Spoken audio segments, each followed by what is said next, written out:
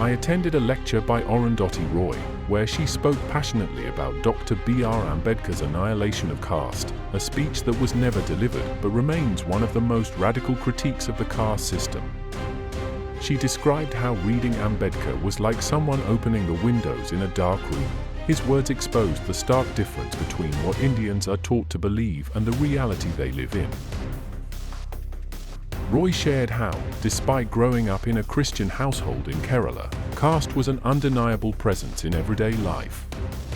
She spoke of separate churches for untouchables and how caste distinctions shaped people's names, marriages, and professions. Yet, she noted, caste was absent from school textbooks. It was Ambedkar's writings that revealed to her this deliberate omission, an erasure designed to maintain the status quo. She stressed that revolutions can begin with reading, and Ambedkar, a prolific writer, remains largely inaccessible compared to figures like Gandhi or Nehru.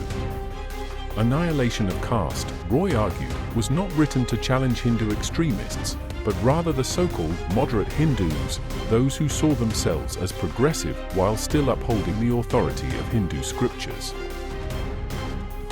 Roy recounted how Ambedkar's text provoked Mahatma Gandhi, leading to a historic and deeply political debate between the two. This was not just a difference in opinion, but a fundamental clash of worldviews. Ambedkar, representing a long lineage of anti-caste thinkers from Buddha to Phule to Periyar, stood against a deeply entrenched system. Gandhi, on the other hand, came from a tradition of upper-caste Hindu reformers like Raja Ram Mohan Roy and Swami Vivekananda, who sought to modify rather than dismantle the caste structure.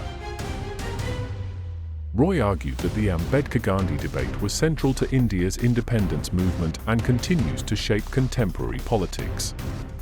Ambedkar was not merely Gandhi's opponent, he was his most formidable critic, challenging him intellectually, politically, and morally. Roy insisted that omitting Ambedkar from Gandhi's story is a distortion of history, just as ignoring Gandhi's influence on Ambedkar's struggles would be an injustice to Ambedkar's legacy. Listening to her speak, I realized how crucial it is to revisit these historical debates, not as abstract conflicts of the past, but as living issues that continue to define India today. She spoke about how the Indian national movement has been mythologized, its leaders arranged in a fixed constellation, with Gandhi always at its center. Even in popular culture, Gandhi's status is reinforced. Richard Attenborough's Gandhi may have won 8 Oscars, but it conveniently erased Ambedkar, as though he had no role in India's history. Roy pointed out how, when Ambedkar is acknowledged, it is usually for his role in drafting the Constitution rather than his lifelong struggle against caste oppression.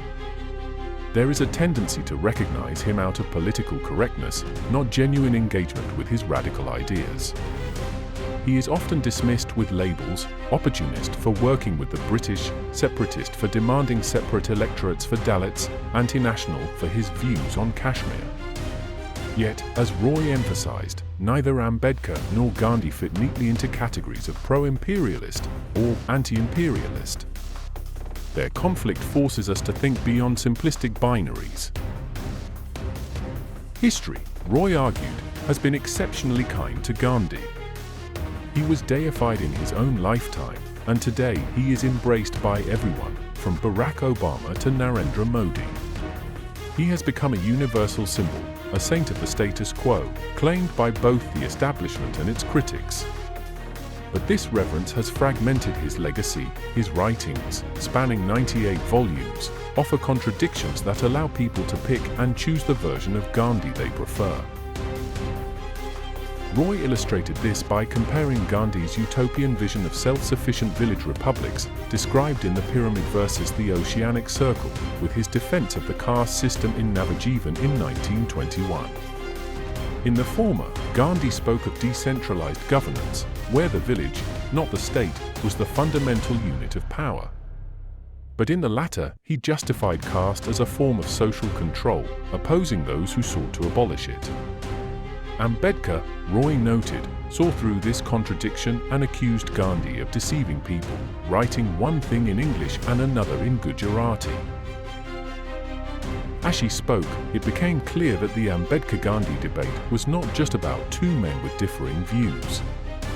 It was about two fundamentally different visions for India, one that sought to preserve the existing hierarchy under the guise of reform, and another that demanded its complete annihilation.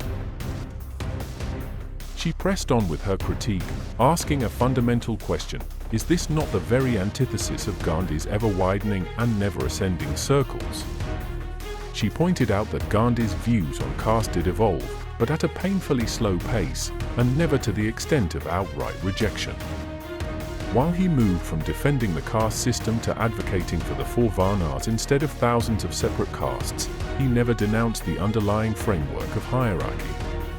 Even towards the end of his life, when his words were no longer shaping policy, his statements about intermarriage and interdining were hesitant at best. Ambedkar, as Roy explained, saw through this and exposed the contradictions in Gandhi's position. How could a society built on inherited privilege be convinced to abandon it voluntarily? How would caste status be reassigned based on merit? And what of women? Would their worth be their own or determined by their husbands? These were not abstract philosophical questions, they were fundamental to the struggle of millions of Dalits. Yet, Roy noted, Gandhi never truly agonized over his casteist beliefs the way he publicly tormented himself over his sexual lapses or personal failings. In the 98 volumes of his collected writings, he never categorically denounced Chatavana. Instead, what remains are stories from his followers, anecdotes about his kindness to untouchables, the weddings he attended, the gestures of goodwill. These stories have allowed generations to selectively remember him, to focus on the parts of his legacy that are uplifting while ignoring the parts that sustain depression. Roy then posed a sharp question: why not focus on the good in Gandhi? Why not use his more progressive ideals to inspire? It's a fair question, she admitted, and one that has already been answered by those who have built shrines to him. But Gandhi was not merely an artist or writer whose personal views could be compartmentalized. He offered himself as a moral beacon, a visionary who led India's struggle against empire armed only with truth and righteousness. And so, she asked, how do we reconcile this Gandhi, the non-violent prophet, the nemesis of injustice, the eco-Gandhi, the feminist Gandhi, with the Gandhi who defended caste? This, she argued, was not just a historical contradiction, it was a contradiction that shaped India's freedom struggle itself. Did Gandhi really speak truth to power? Or did he, in his own way, become power? Was he truly the ally of the most oppressed? Or, as Ambedkar pointed out, was the Congress fighting for freedom only for some and not for all? Ambedkar's words, which Roy quoted, still ring painfully relevant. It is foolish to take solace in the fact that because the Congress is fighting for the freedom of India, it is, therefore, fighting for the freedom of the people of India and of the lowest of the low. This was Ambedkar's warning that the struggle for national freedom did not necessarily mean freedom for the most marginalized. And as Roy spoke, it became clear that this was not just a debate of the past, but one that continues to shape India's present. Roy described how, when Ambedkar met Gandhi for the first time in 1931, their exchange was charged with meaning. Gandhi, taken aback by Ambedkar's unflinching critique of the Congress, questioned why he opposed the struggle for the homeland. Ambedkar's reply cut through the illusion of a united nationalist movement. Gandhiji, I have no homeland. No untouchable worth the name will be proud of this land. Roy argued that history has been unkind to Ambedkar, but in a particular way.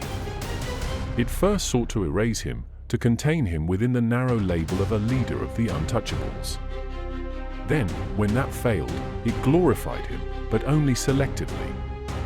The radical, uncompromising thinker who demanded annihilation, not reform, of caste was stripped down to a sanitized version, the architect of the Constitution, a statesman, a legal scholar.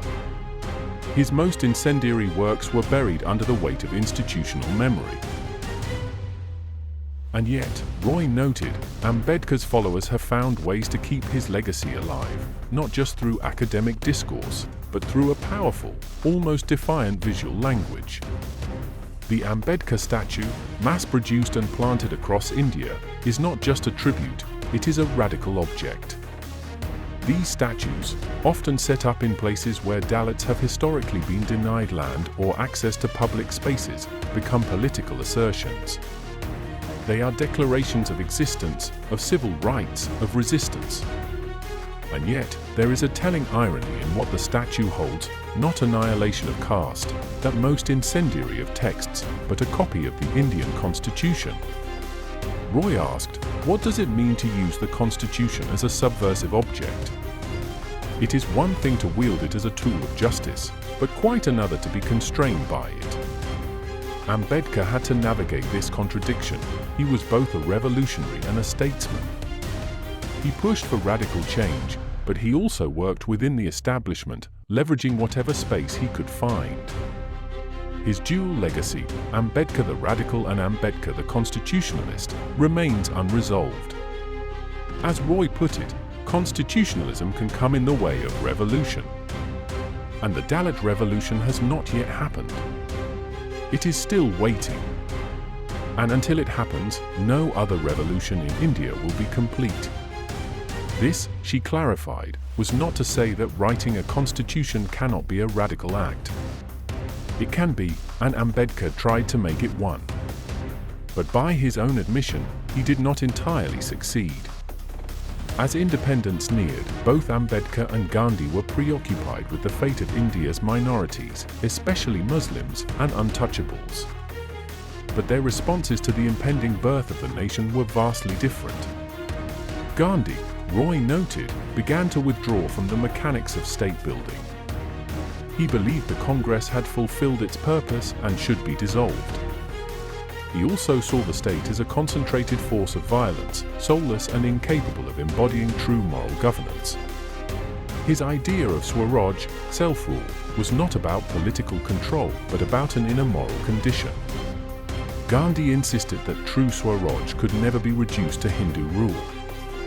There could not be a greater mistake than that, he said, warning that if India became a Hindu majority state in essence rather than just in numbers, he would reject it and resist it with all his strength. But as Roy pointed out, this was easier said than done. Gandhi's influence was immense, but his pronouncements did not always translate into action. The contradiction between his ideals and political realities would soon become glaring, and for Ambedkar, this was where the real fight began. Roy described how Ambedkar saw the idea of the people with a deep skepticism that Gandhi and the Congress leadership did not share. He knew that the rhetoric of Swaraj, the freedom of all, was deceptive because it would ultimately be the dominant majority that decided what freedom meant. For the untouchables, Swaraj was not just about self-rule, but about survival under a state that would be overwhelmingly shaped by upper caste Hindu norms. This fear drove Ambedkar to ensure he had a seat in the Constituent Assembly.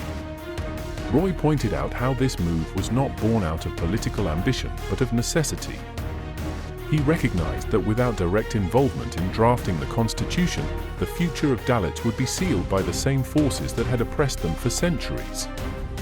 And so, despite his long-standing mistrust of the Congress, he maneuvered his way into the Assembly, setting aside personal pride for the larger goal of embedding constitutional morality into the fabric of the new nation. Ambedkar's words in the Constituent Assembly, as Roy quoted them, were both prophetic and scathing. Democracy in India is only a top dressing on an Indian soil, which is essentially undemocratic. He understood that democracy, if left to the pre-existing social structures, would serve only as a thin veneer over the deeply entrenched caste hierarchy. Laws, he believed, had to actively cultivate democratic values because Indian society did not inherently possess them. Yet, even as he played a crucial role in shaping the Constitution, he was disappointed with its final draft. Roy highlighted an important contradiction. The Constitution was far more progressive than the society it was meant for, but it was also limited by that very society. While it granted certain protections and rights to subordinated castes, it did little to change the conditions of Adivasis, continuing the colonial logic of governance over indigenous communities. Ambedkar, like Jefferson before him, believed that every generation should have the right to rewrite the Constitution. But as Roy pointed out, the problem with this idea was that the living were not necessarily more enlightened than the dead. Today, there are powerful forces, both political and corporate, that seek to rewrite the Constitution, not to expand rights, but to roll them back. Despite being a lawyer, Ambedkar had no illusions about the limitations of law.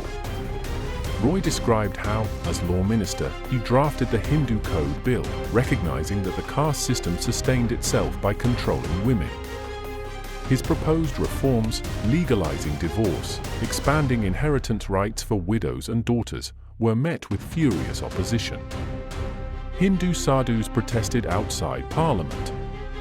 Industrialists and landlords threatened to withdraw electoral support.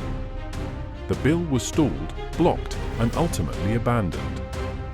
In frustration, Ambedkar resigned, his parting words ringing with anger and clarity, to leave inequality between class and class, between sex and sex, which is the soul of Hindu society, and to go on passing legislation relating to economic problems is to make a farce of our constitution and to build a palace on a dung heap.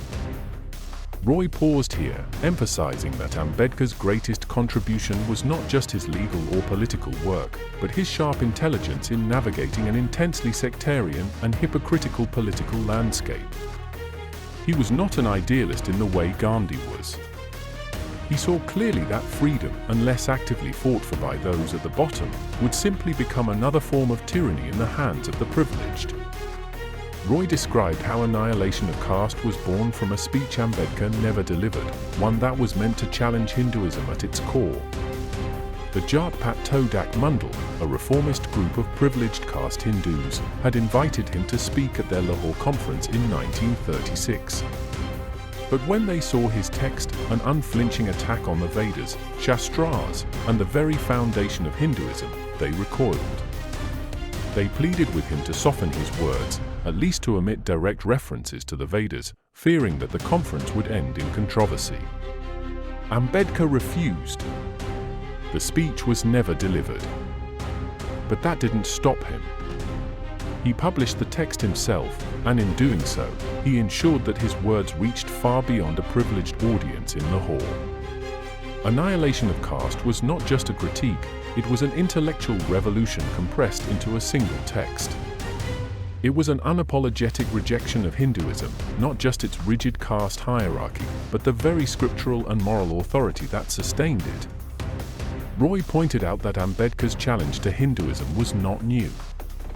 Just a few months earlier, in October 1935, he had stood before an audience of 10,000 untouchables at the Yola conference and made a declaration that sent shockwaves through upper caste reformers: "I was born a Hindu, but I will not die a Hindu."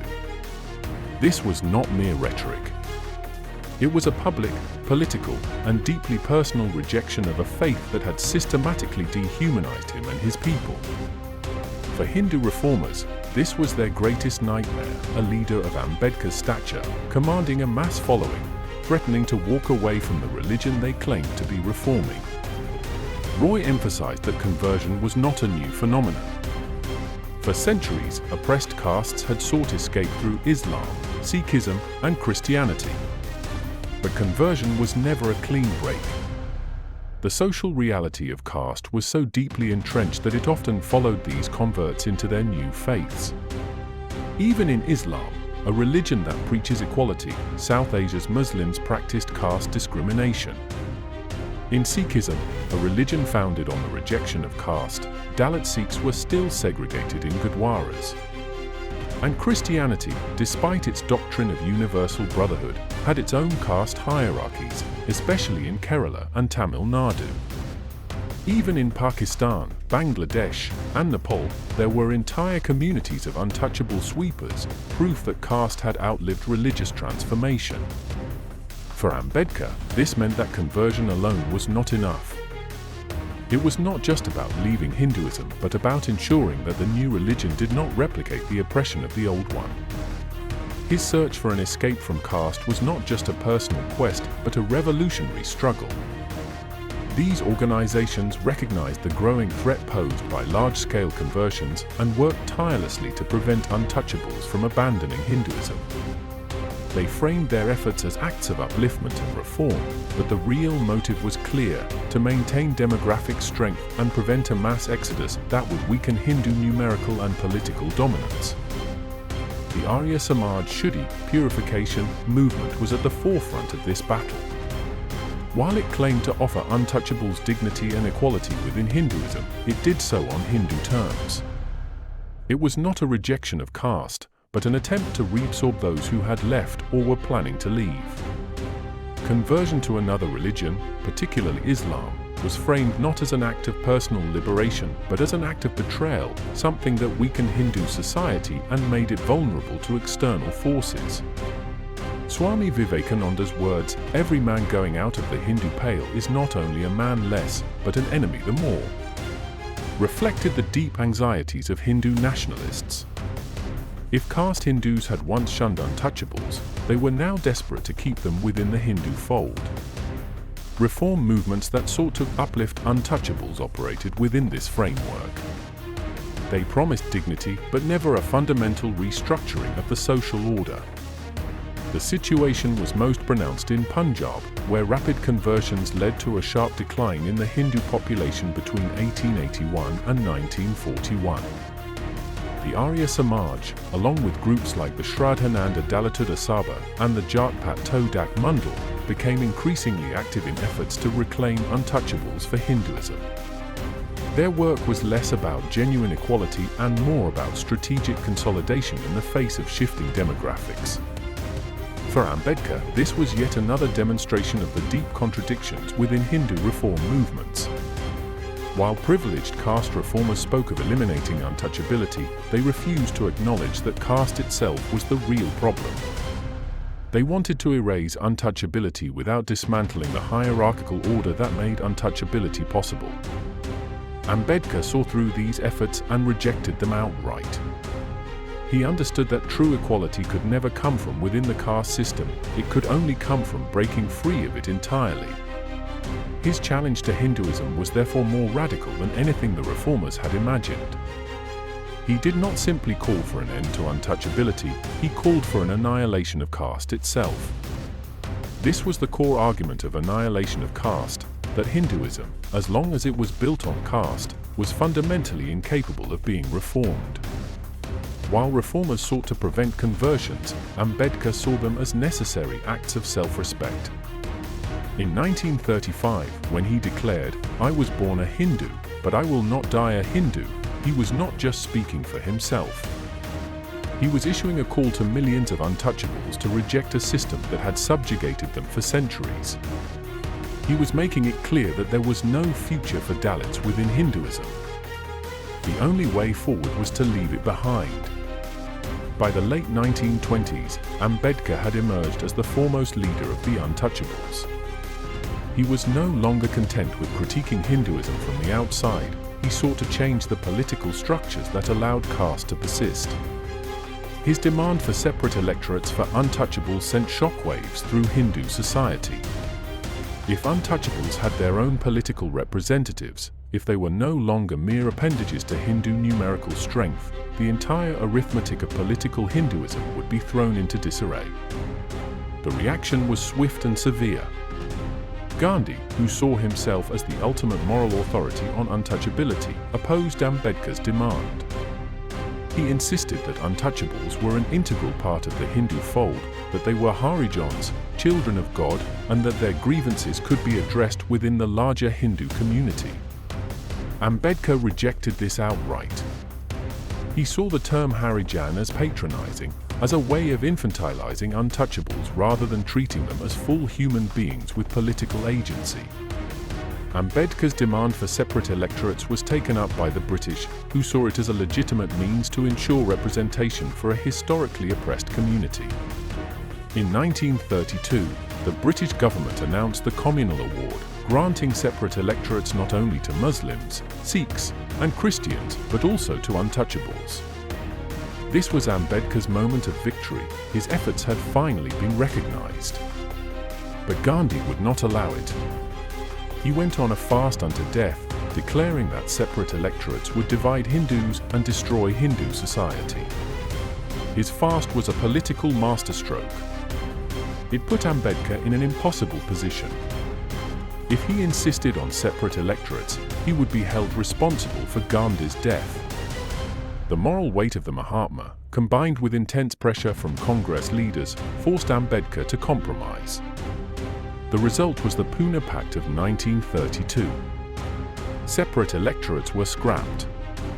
Instead, untouchables were given reserved seats within the general electorate, a system that continues in India today. Ambedkar never forgave Gandhi for this. He saw it as a betrayal, a moment when the powerful had once again dictated terms to the powerless under the guise of morality. There was no generosity in the offer, he later wrote. It was a settlement made under duress. 38 The Pune Pact ensured that Dalits remained tethered to the Hindu fold. It also ensured that their representation in politics would always be mediated by privileged caste Hindus. Even today, Dalit politicians often find themselves beholden to larger parties dominated by upper castes. The separate electorate might have provided an alternative future, one in which untouchables could build their own independent political power. But that possibility was shut down. Ambedkar, however, did not give up. If the political route had been blocked, he would explore another path. He turned once again to the question of religious conversion. If Dalits could not achieve equality within Hinduism, they would have to leave it behind. In 1935, he had declared that he would not die a Hindu. 2 decades later, he fulfilled that promise. On the 14th of October, 1956, just weeks before his death, Ambedkar and nearly 500,000 of his followers converted to Buddhism in a mass ceremony in Nagpur. 39. It was the largest religious conversion in modern Indian history. For Ambedkar, Buddhism offered an ethical and philosophical framework free from caste. It was not just a personal choice, but a political act, a rejection of Hinduism and the social order it upheld.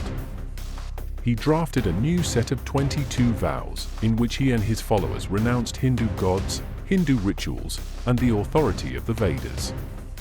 It was not just a conversion, it was a declaration of independence. Yet even in death, Ambedkar's struggle was not over.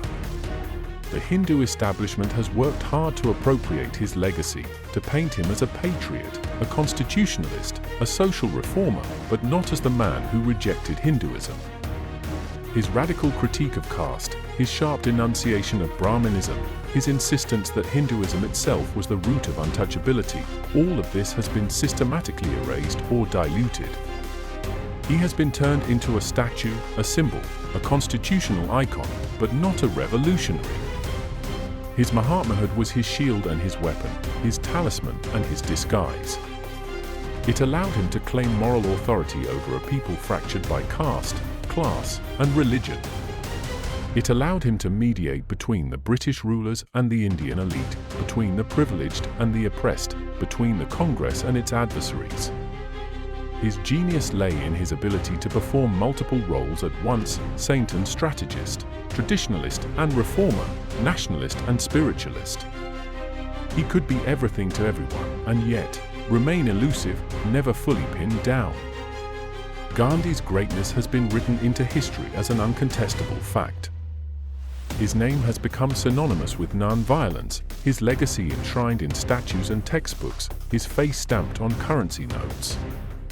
But what was the price of Gandhi's moral authority?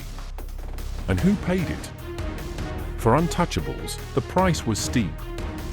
Gandhi's concern for untouchability was real, but it was also paternalistic. He sought to reform the caste system, not dismantle it. His concept of Harijan, children of God, was not a challenge to caste, but an attempt to reconcile untouchables to their station within it. He spoke of their upliftment, but always within the framework of Hinduism. He opposed untouchability, but he did not oppose caste itself. This was the fundamental difference between Gandhi and Ambedkar. When Ambedkar demanded separate electorates for untouchables, Gandhi saw it as a threat to Hindu unity, a direct challenge to the authority of the Congress, and, more importantly, to his own role as the moral conscience of the nation. And so, he fasted. He went on a hunger strike, not against the British, but against Ambedkar's demand for political self-representation. The fast was not an argument, it was not a debate, it was a form of moral blackmail. It was Gandhi at his most powerful and most dangerous, wielding his body as a weapon, forcing Ambedkar into a corner where he had no choice but to relent. The Pune Pact of 1932, which emerged from this confrontation, was not a compromise, it was a capitulation. Ambedkar did not win separate electorates. Instead, untouchables were given reserved seats within the Hindu electorate, ensuring that their political fate would remain in the hands of the very system that oppressed them. Ambedkar never forgave Gandhi for this. Decades later, he would write bitterly about the episode, calling it the greatest tragedy in the history of untouchables. But Gandhi was undeterred. He continued to speak for untouchables, continued to frame their struggle in his own moral and religious terms, continued to act as their self-appointed savior. Even when he softened his stance, when he said he no longer opposed interdining and intermarriage, he never renounced the Varna system itself. Still, Gandhi remains the undisputed moral icon of modern India. His murder by Nathuram Godse, a Hindu nationalist, sealed his sainthood. Godse's bullets, ironically, did for Gandhi what Gandhi's fasts had done to Ambedkar. They silenced dissent, turned a political leader into a martyr, and made any critique of him a form of heresy. But history is more complicated than sainthood allows. And the struggle against caste did not end with Gandhi's death. Ambedkar's vision did not die with him. His followers continued the fight, finding new ways to assert their dignity and rights. They marched, they wrote, they organized. In 1956, Ambedkar led one of the largest mass conversions in history, rejecting Hinduism and embracing Buddhism. It was his final act of defiance, a declaration that caste could not be reformed, it had to be abandoned. And yet, even in his conversion, the spectre of Gandhi loomed. Gandhi had once said that he would not mind if untouchables converted, as long as they remained within the Hindu fold. He had suggested Sikhism as an acceptable alternative. He had never envisioned a mass exodus from Hinduism itself. Ambedkar's conversion to Buddhism was not just a spiritual act, it was a political earthquake. Today, both men remain towering figures in Indian history. Gandhi, the Mahatma, father of the nation. Ambedkar, the architect of the Constitution, father of Dalit politics. One is a saint, the other a radical. One is revered, the other remembered. But if India is to truly annihilate caste, it is not the Mahatma's path that will lead the way, it is Ambedkar's.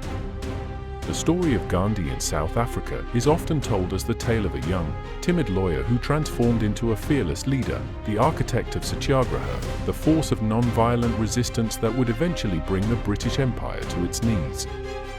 But this is a story with many silences, with entire truths hidden between its lines.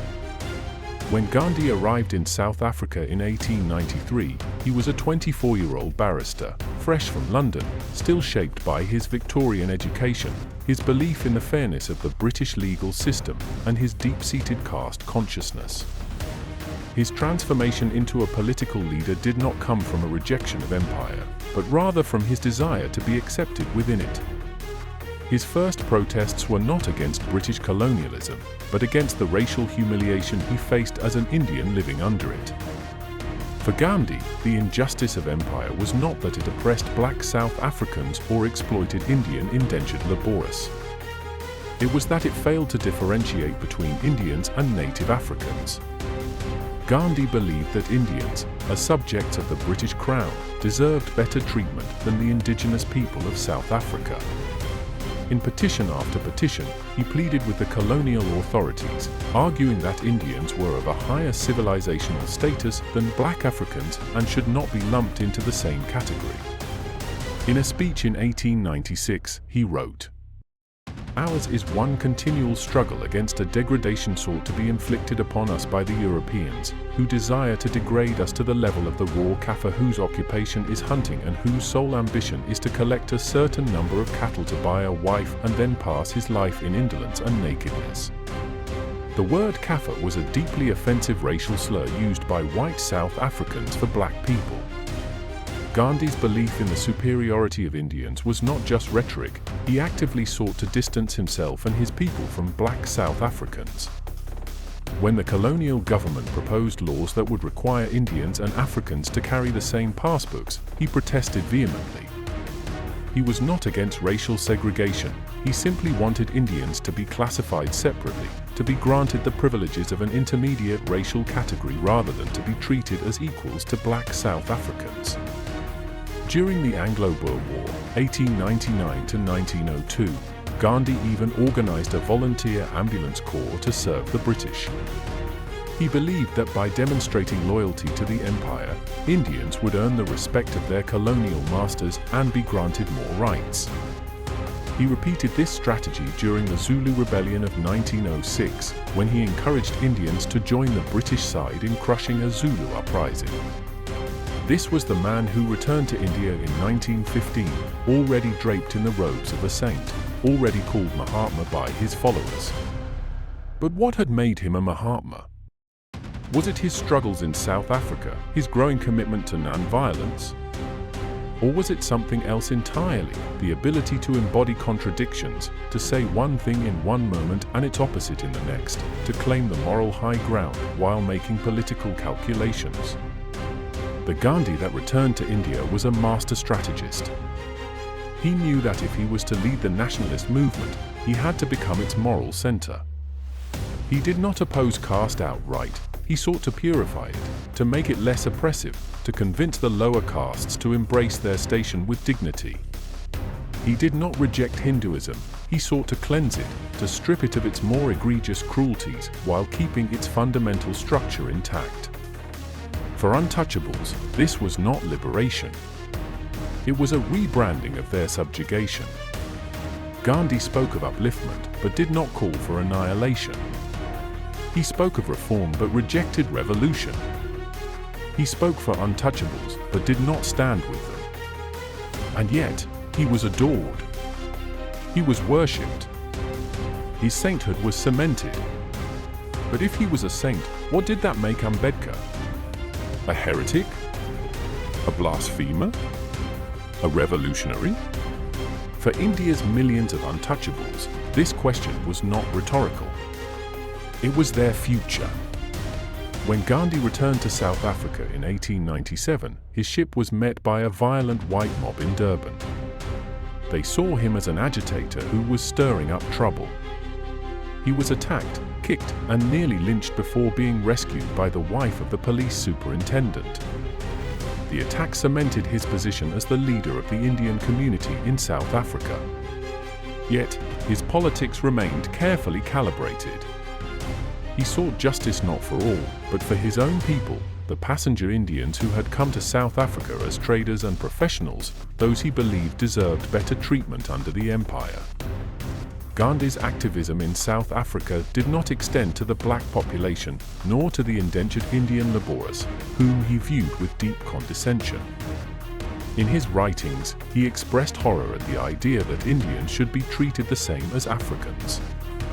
In 1903, in an editorial in Indian Opinion, he complained, "We believe as much in the purity of race as we think they do. We believe also that the white race in South Africa should be the predominating race." Even as he fought against laws that restricted Indian mobility and rights, he repeatedly emphasized that Indians were civilized and should not be lumped together with native Africans, whom he described as unclean and uncivilized.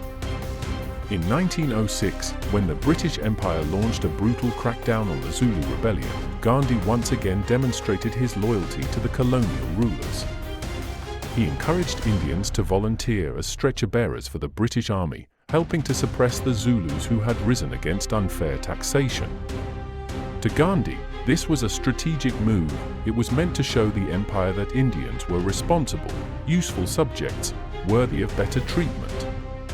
But what did this mean for the idea of justice? If Gandhi's concept of satyagraha, the force of non-violent resistance, was meant to challenge oppression, why did he align himself with the oppressors? Gandhi's years in South Africa, then, were not years of radicalization against empire.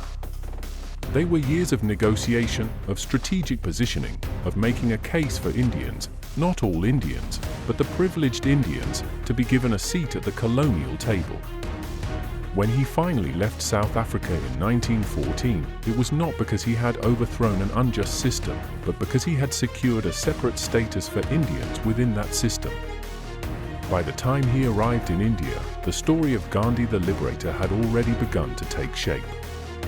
His past, his complicity, his careful maneuvering, his caste prejudices, these were all softened, blurred, or omitted altogether. He had left South Africa not as a lawyer who had lobbied for the privileges of his own community, but as Mahatma Gandhi, the saintly figure who would lead India to freedom. But whose freedom? And at what cost? Gandhi's eagerness to serve the British Empire was not just about proving the loyalty of Indians in South Africa, it was also about securing their status within the racial hierarchy. While he had opposed the idea of Indians being classified alongside black Africans, he also saw military service as a means of demonstrating that Indians were worthy of rights under British rule. During the Bambatha Rebellion of 1906, Gandhi once again offered his services to the British. The British response to the rebellion was brutal. Their forces burned villages, seized livestock, and executed suspected rebels. The Zulus, armed mostly with traditional weapons, were massacred. More than 3,000 were killed, thousands more were imprisoned, and their leader, Chief Bambatha, was captured and beheaded. Gandhi, leading an Indian ambulance corps, was actively involved in the aftermath. He and his volunteers treated wounded British soldiers, but not the Zulu rebels. His loyalty was unmistakable. In Satyagraha in South Africa, he later wrote about how he and his corps nursed injured British soldiers with great devotion. In a speech delivered years later, he recalled, "My heart was with the Zulu, but I had to participate in the war against them as I wanted to be in the position of advising the government at a critical moment." But what advice did he give? In his writings from the time, there is little sign of sympathy for the Zulus. Instead, he focused on how Indians should continue proving their allegiance to the empire. After the war, he argued that Indians should receive military training so that they could serve the British in future conflicts. For Gandhi, the Zulu rebellion was another opportunity to demonstrate Indian loyalty to the British.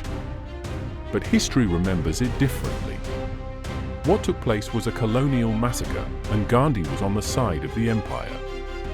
His actions during this period raise unsettling questions about his later claims to be a champion of non-violence. If Satyagraha was to be the great weapon of the oppressed, why was Gandhi so willing to assist the oppressors when it suited his goals? The years that followed saw Gandhi further refine his ideas about political struggle. He would go on to lead major campaigns of civil disobedience in South Africa, protesting against laws that restricted Indian mobility and rights. His final years in South Africa saw the emergence of the ideas that would define him in India: non-violent resistance, self-discipline, and a rejection of Western materialism. But his record in South Africa remained contradictory. He fought against racist laws that targeted Indians but did not extend the same fight to black Africans. He sought equality under colonial rule, not freedom from it. By 1914, as Gandhi prepared to leave South Africa, he had secured several key victories for Indians there. Yet the broader system of white supremacy remained firmly in place. South Africa would go on to formalize its racial divisions into apartheid, a system that would last for nearly a century. If Gandhi had fought against racial injustice, he had done so selectively. His legacy in South Africa remains deeply contested. When he returned to India, the contradictions of his past were softened, reinterpreted, or forgotten altogether. the man who had once campaigned for Indian participation in the British military, who had sought the goodwill of empire, now emerged as the Mahatma, the leader who would fight for India's independence through non-violence. His years in South Africa were remembered only as the foundation of his saintly struggle. But history, when examined closely, tells a more complicated story. It is deeply unsettling to read these words from the man who would later be celebrated as a universal symbol of peace and non-violence. Gandhi's revulsion toward black Africans and his insistence on maintaining a racial hierarchy, even within the brutal colonial prison system, exposes a contradiction that is difficult to reconcile with his later ideals. His prison experiences did not inspire in him a sense of solidarity with the oppressed, nor did they lead him to question the fundamental nature of British imperialism. Instead, he focused his efforts on elevating Indians above black Africans, lobbying the colonial authorities to recognize Indians as a distinct racial category, one that was closer to Europeans in status than to the native people of Africa. His writings from this period show no real challenge to the racist structures of colonial rule. Rather, they show his desperate attempts to secure a better position for Indians within that system. Even as he fought against discriminatory laws targeting Indians, he was careful to frame his struggle in ways that would not threaten British rule. He did not demand freedom from empire, only inclusion within its hierarchy. His passive resistance campaigns were aimed at convincing the British that Indians were a loyal and worthy subject race, deserving of more privileges than Africans. The fight was not against white supremacy as a system, it was against the placement of Indians at the bottom of that system. Despite his efforts, the racial distinctions he fought so hard to maintain were ultimately meaningless to the colonial authorities. The British continued to view all non-white people as inferior, regardless of Gandhi's insistence on the superiority of Indians over black Africans. This reality slowly began to dawn on him as the years went by, but his writings show that his racial biases did not disappear overnight. Gandhi's early years in South Africa, then, present a portrait of a man who was still shaped by the prejudices of his class and caste background. He was an advocate for Indian rights, but only within the context of empire. He was a champion of non-violence, but only selectively. His political awakening was real, but it was not yet the all-embracing, anti-colonial struggle that would later define his legacy. The transformation of Gandhi from an imperial loyalist into the Mahatma was still years away. And as we shall see, even when that transformation did come, it would not be without its own contradictions. These words from Jyotirao Phule stand in stark contrast to Gandhi's own position on race, caste, and empire during his years in South Africa. Phule saw the struggle against caste oppression in India as intrinsically linked to the global fight against slavery and racism. He understood that all systems of oppression, whether based on caste, race, or class, functioned in similar ways, benefiting the few while crushing the many. This understanding led him to express solidarity with black Americans and to draw explicit parallels between their enslavement and the subjugation of lower castes in India. Gandhi, on the other hand, was still struggling within the confines of empire. His advocacy for Indians in South Africa was not rooted in a broader anti-colonial or anti-racist struggle, but in a bid to secure a more respectable place for Indians within the colonial hierarchy.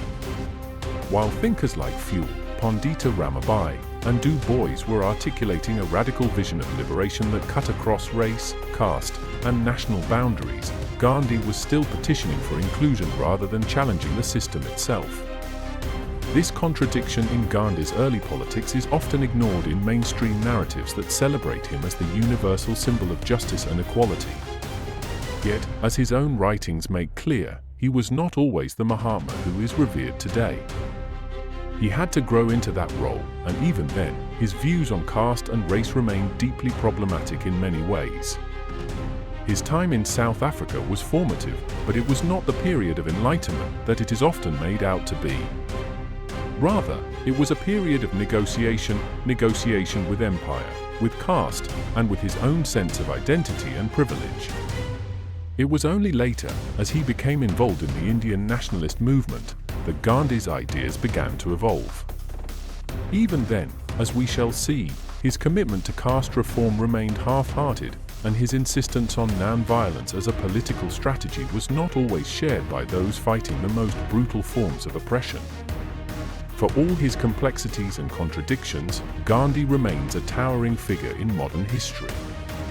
But to truly understand him, we must be willing to look beyond the mythology and engage with the full spectrum of his beliefs and actions, including the aspects that challenge the neat and heroic narratives we have been taught. Ambedkar's understanding of caste was not simply that of a social evil that could be reformed from within Hinduism, as Gandhi and other caste Hindus often suggested. He saw caste as a systemic, structural mechanism of oppression, one that could not be removed without dismantling the very foundations of Hindu society itself. Unlike Gandhi, who saw untouchability as a disease that could be cured through moral reform, Ambedkar saw caste as the very skeleton of Hinduism, an ideology that functioned to ensure that power, wealth, and knowledge remained in the hands of the privileged castes. This fundamental difference in their perspectives would go on to define their lifelong conflict. Gandhi, though sympathetic in his own way, always worked within the framework of Hinduism. His approach was to persuade upper castes to reform their behavior toward the lower castes while maintaining the Varna system. He insisted that Varnashrama Dharma, the division of society into 4 Varnas, was a divinely ordained order that had its place in an ideal society. Ambedkar, on the other hand, rejected this framework outright. He saw the very structure of caste as oppressive and argued that any attempt at reform that did not address the core structure of caste was bound to fail. His critique of caste was not just about social discrimination, but about its economic and political implications. He understood that caste was a mechanism of wealth distribution that ensured that land, education, and capital remained out of reach for Dalits and other marginalized groups. For Ambedkar, the violence of caste was not an incidental feature, it was an essential one. He saw how the caste system kept Dalits in perpetual servitude, ensuring that they remained landless laborers, denied education, and excluded from all forms of power. In his analysis, caste was enforced not just through social norms, but through a combination of economic dependence and outright physical terror. The periodic and spectacular violence against Dalits, lynchings, rapes, public humiliations, were not aberrations, but necessary tools to maintain the caste order. This is why he insisted that caste could not be reformed from within Hinduism, it had to be annihilated. In his most famous work, Annihilation of Caste, he called upon Dalits to reject Hinduism entirely and seek liberation outside its fold. He eventually led hundreds of thousands of Dalits into Buddhism, a religion he saw as offering equality and dignity, unlike Hinduism, which was fundamentally structured on graded inequality. By contrast, Gandhi's approach was conciliatory.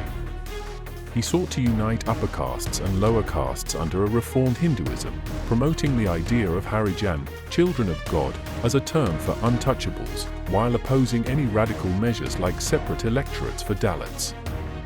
His idea of uplifting Dalits was rooted in the paternalistic belief that caste Hindus had a duty to cleanse Hindu society of untouchability while still retaining caste divisions. This divide between Gandhi and Ambedkar was not just ideological, it was political. Gandhi's approach was designed to maintain Hindu unity and prevent Dalits from seeking separate political power. Ambedkar, however, understood that without independent political representation, Dalits would always remain at the mercy of the privileged castes. This fundamental difference in their visions would lead to some of the most intense and consequential political battles in modern Indian history. Ambedkar's analysis remains as relevant today as it was in his time. Caste violence, landlessness, economic exclusion, and the systematic denial of education and opportunity continue to define the lives of millions of Dalits in India. His insights into the deep interconnections between caste, economic exploitation, and state power remain crucial for understanding contemporary India. His question, why have the mass of people tolerated the social evils to which they have been subjected? Remains a challenge to all societies that claim to uphold democracy and justice. Ambedkar had seen through Gandhi's carefully orchestrated performances. He recognized that Gandhi's campaign against untouchability was not aimed at annihilating caste, but at strengthening Hinduism by retaining Dalits within its fold. Ambedkar was acutely aware that for caste Hindus, the fear of mass Dalit conversions, whether to Christianity, Islam, or Buddhism, was far greater than their concern for the everyday suffering of Dalits. Reformers like Gandhi sought to make Hinduism more palatable to Dalits by addressing untouchability, but without dismantling the caste system itself. This was the fundamental difference between Ambedkar and Gandhi. While Gandhi's approach to caste was paternalistic and sought to preserve the existing hierarchy under the guise of reform, Ambedkar demanded complete and absolute equality.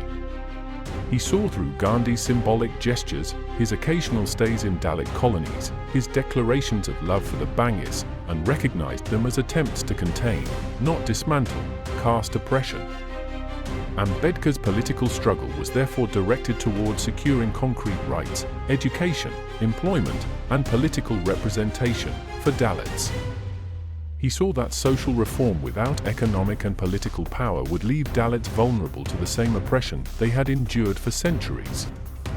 For Ambedkar, the only way forward was for Dalits to assert their own political agency, demand land reforms, fight for access to education, and, ultimately, leave Hinduism behind. In Annihilation of Caste, Ambedkar famously declared, "You cannot build anything on the foundation of caste. You cannot build up a nation, you cannot build up a morality. Anything you build on the foundations of caste will crack and will never be a whole."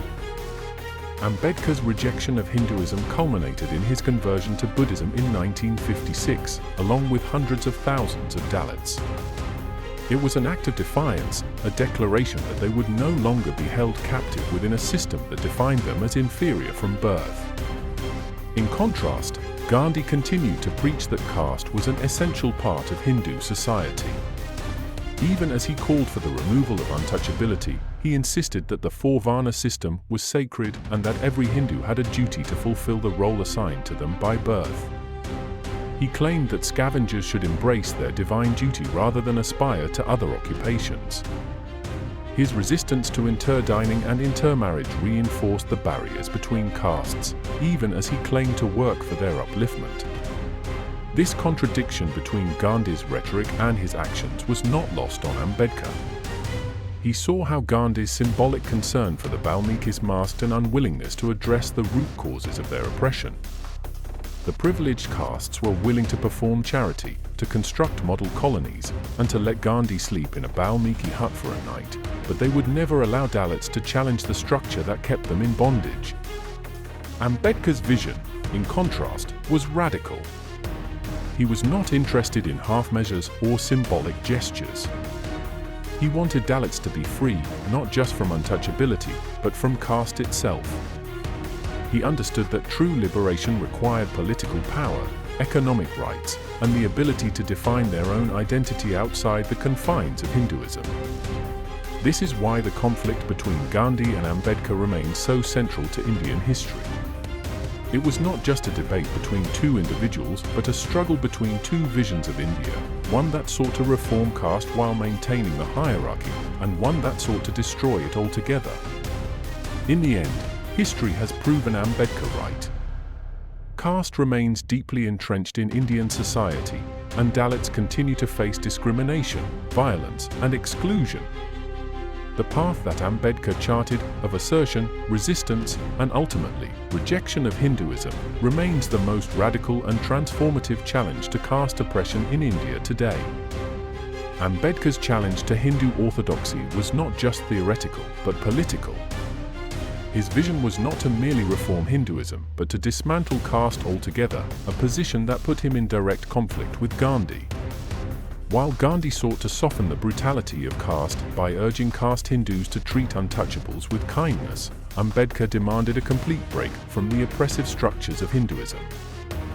This ideological battle came to a head during the negotiations for the Pune Pact in 1932. The British government, acknowledging Ambedkar's arguments, had granted separate electorates to Dalits in the Communal Award. This meant Dalits would have the right to elect their own representatives, independent of the Hindu majority. Gandhi saw this as a mortal threat to Hindu unity and began a fast unto death to oppose it. The moral pressure of Gandhi's fast forced Ambedkar into a compromise, the Pune Pact, where separate electorates were replaced by reserved seats within the Hindu electorate. Ambedkar later admitted that he had been blackmailed into signing it, knowing that if Gandhi died, the blame would fall entirely on Dalits. Ambedkar's disappointment with the Pune Pact never faded. He recognized that as long as Dalits remained within the Hindu fold politically, they would remain subjugated. For him, real emancipation could only come through breaking away from the religious framework that justified caste. This belief culminated in his conversion to Buddhism in 1956, when he, along with nearly 500,000 followers, publicly renounced Hinduism. Gandhi, on the other hand, continued to insist that caste could be reformed from within. He coined the term Harijan, children of God, to refer to untouchables, a term many Dalits found patronizing. He advocated for temple entry for Dalits, but stopped short of endorsing interdining and intermarriage, which Ambedkar saw as the true markers of caste dissolution. Ambedkar's critique of Hinduism remains one of the most radical intellectual interventions in Indian history. Annihilation of caste is not merely a critique of a social system, it is a scathing indictment of a religion that sanctifies inequality. His assertion that Hinduism itself is the problem remains deeply unsettling to many, even today. His legacy is visible in the continued struggles for Dalit rights, affirmative action policies, and the increasing assertion of Dalit identity in Indian politics. However, the persistence of caste-based violence, economic exclusion, and social discrimination shows that his work is far from complete. The question Ambedkar posed, whether a society built on caste can ever truly be just, remains unanswered. For Ambedkar, justice was not about moral appeals or symbolic gestures. It was about power, political, economic, and social. And until Dalits gained real power, he knew that caste would never truly be annihilated. This graded inequality, Ambedkar argued, was what made caste so resilient. It was not just a simple divide between the oppressor and the oppressed, the privileged and the unprivileged. Instead, it was a complex hierarchy where every caste, except the one at the bottom, had someone to look down upon. This system ensured that there was no unified revolt against caste oppression. Those slightly better off clung to their minor privileges, fearing the loss of whatever little advantage they had over those below them. Ambedkar's understanding of caste as a hierarchical system of oppression that implicated all castes, not just Brahmins, was what set him apart from both Hindu reformers and even many anti-caste activists. It also explained why breaking caste was so difficult. Unlike slavery or racial segregation, which had a clear oppressor-oppressed binary, caste was a structure in which even those suffering discrimination could be complicit in upholding the system. To Ambedkar, the solution was not just social reform but a complete annihilation of caste. He believed that the only way to achieve this was through radical social, political, and economic restructuring, something Hindu reformers, including Gandhi, were unwilling to contemplate. Gandhi wanted to reform Hinduism to accommodate untouchables. Ambedkar wanted to destroy the very foundation on which caste was built. This fundamental difference in their approaches was evident in their debates, particularly during the Pune Pact. While Gandhi saw caste as a cultural system that could be reformed from within, Ambedkar saw it as a structural system of graded inequality that had to be dismantled completely. For Ambedkar, it was not enough to allow untouchables into temples or to give them token representation within Hindu society. They needed political power, economic independence, and, most crucially, the right to define their own identity. Ambedkar's vision of Prabhuda Bharat, an enlightened India, was a rejection of the Hindu social order and an embrace of modernity, rationality, and social justice. But as Arundhati Roy points out, his embrace of modernity also meant embracing industrialization, big infrastructure, and centralized economic planning, models that have since led to their own forms of oppression and environmental devastation. In contrast, Gandhi's critique of modernity was prophetic in its concerns about environmental destruction, but his romanticized vision of the village ignored the brutal realities of caste oppression in rural India. His belief in trusteeship, where the rich would voluntarily take care of the poor, was naive at best and a justification for maintaining existing power structures at worst. Both men, in their own ways, were utopians. Gandhi sought to preserve an idealized, caste-harmonious village republic, while Ambedkar sought to build a new, just society that broke completely from the past. But if history has shown us anything, it is that Ambedkar's warnings about caste were far more prescient than Gandhi's hopes of a self-regulating, benevolent Hindu society. Even today, as Dalit communities continue to face discrimination, violence, and economic exclusion, the battle between these two visions of India continues. The question remains, can caste be reformed, or must it be annihilated? The brilliance of Brahmanism as a system of control lay in the way it manufactured complicity at every level of society. It ensured that even those at the very bottom of the hierarchy were invested in preserving some form of superiority over those beneath them. Unlike in Western class systems, where the oppressed could, in theory, unite against their exploiters, caste fragmented the oppressed into countless competing factions, each jealously guarding whatever minor privileges it possessed. Ambedkar understood that caste was not just about oppression from the top down, it was a deeply internalized system that functioned through self-regulation. The notion of purity and pollution, which defined social interactions, meant that caste could be enforced not just through explicit violence, but through a million subtle, everyday gestures: who could drink from whose well, who could enter whose home, who could sit where in a schoolroom, who could touch whom. The labyrinth that Brahmanism created ensured that resistance was divided, that each oppressed group turned its frustration and rage against another that was only slightly more vulnerable than itself. This is why Ambedkar insisted that caste could not be reformed. Unlike slavery, where the slave could rise up against the master, or colonialism, where the colonized could throw off the colonizer, caste was a system in which everyone participated. It was not simply a problem of individual prejudice, it was a social structure so deeply embedded in religion, custom, and law that it could not be undone through moral appeals or reformist gestures.